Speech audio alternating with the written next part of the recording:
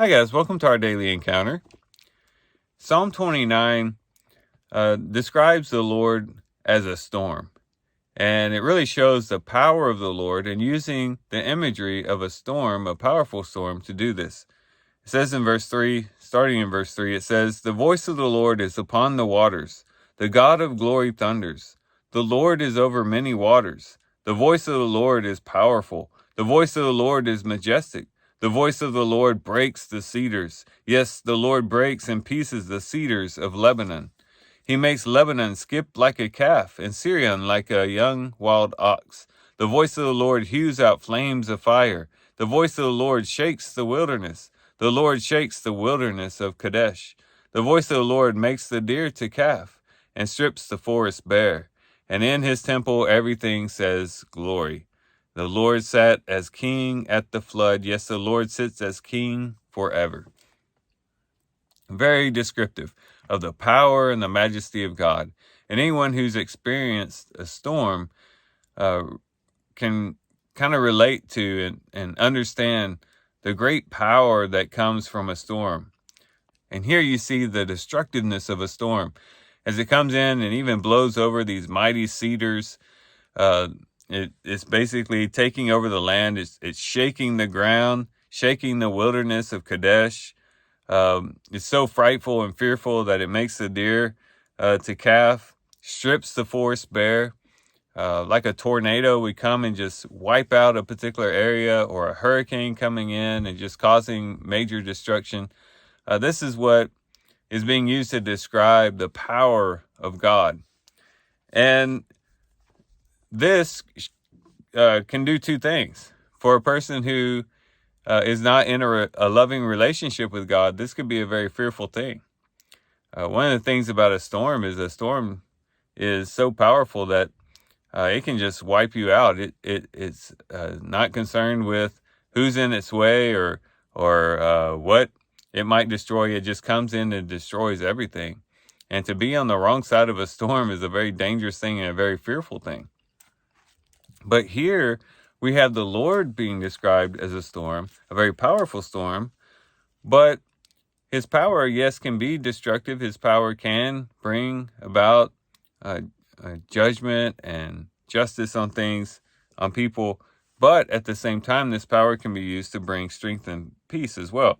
The psalm ends in verse 11 with, "The Lord will give strength to his people. The Lord will bless his people with peace," which is a very interesting end to a whole poem about the time, or about the Lord being as a big storm, being destructive, being powerful, doing all these things. And now it ends with him giving strength to his people and bringing peace.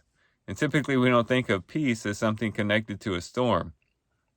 But for those who are in a covenant relationship with God, this mighty God that's being described, this power and this greatness and this immensity of energy and everything along with that is used and can be used as we are in a relationship with him for the strengthening of our inner being, and then also in producing peace, because we know that we are in a relationship with this powerful and mighty God. Imagine if you could make a covenant with a storm. Imagine a hurricane is brooding over the sea or over the ocean, and somehow you're able to enter into a covenantal relationship with that storm. As powerful as it is, as mighty as it is, how wonderful it would be to recognize that that power that hurricane has would not be for your destruction. As a matter of fact, because you're in a covenant with this hurricane, it's actually going to use its power to strengthen you and to bring you peace, because of its power and its strength, it is going to protect you and keep you. That would be a wonderful thing, to be able to make a covenant with a hurricane. But think about what we have with God. God is powerful. He's more powerful than a storm. This is just all, a simile between a storm and God. But we know that God is far more powerful than a storm, and yet still we get to be in a loving relationship with him. And his power and his might is not for our destruction, but for our strength and for our peace, to bring peace to us, to know that we have all this mighty power backing us up and to help us and to guide us and to keep us. In the book of Ephesians, the Apostle Paul talks about the great, immense power that God has toward us. In Ephesians chapter 1 and verse 18, it says, I pray that the eyes of your heart may be enlightened, so that you will know what is the hope of his calling, what are the riches of the glory of his inheritance in the saints, and what is the surpassing greatness of his power towards us who believe.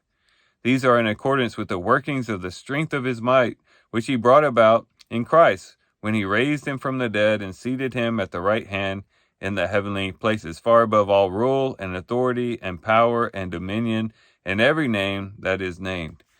Here, the Apostle Paul wanted the people that he was writing to understand, and he was praying that they would come to realize the greatness of God's power that was towards them, that was for their benefit.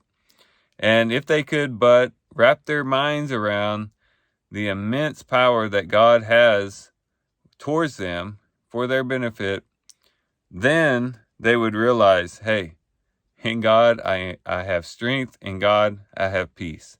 He strengthens me to help me persevere and to have endurance, but at the same time, this power is for my protection and for my peace. And that's something that we can reflect on and be benefited by as we think about that. So as we read Psalm 29 and we think about the Lord being compared to this mighty storm, one, we should respect and revere the Lord for the mighty power that he has, but at the same time, we should be thanking him that he has opened up the door for us to enter into a covenant with him. And in this covenant, we're able to have his power actually benefit us by strengthening us and bringing us peace. It's a wonderful blessing that we have as we are in this relationship with God. So these are some things we can reflect on and think about as we do a reading today. With that, guys, I do thank you for watching the video today. Hope you guys have a great day. Love you guys. God bless.